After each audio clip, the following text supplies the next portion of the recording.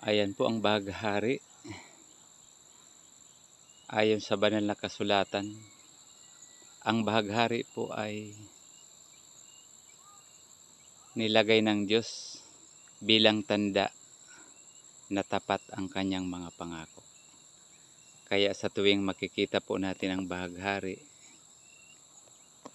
isipin po natin na ang pangako ng Diyos ay tiyak na darating, tiyak na magaganap. Bagamat tila nagtatagal, pero hindi po nangangahulugan na porke tumagal hindi mangyayari.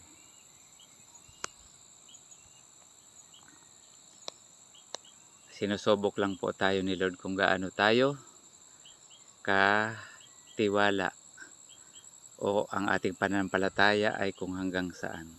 Kaya nawa po maging malakas ang ating pananampalataya, ano man ang mangyari. Lagi po nating isipin na ang Diyos ay hindi kailanman nagsinungaling. Lahat ng pinangakuan niyang tao, mga propeta, mga hari, mga apostol, mga lingkod niya noong panahon, lahat po ay nangyari. Ayan, nawa po lumakas ang ating pananampalataya sa Panginoon. God bless po sa lahat. Salamat, paki-like and share.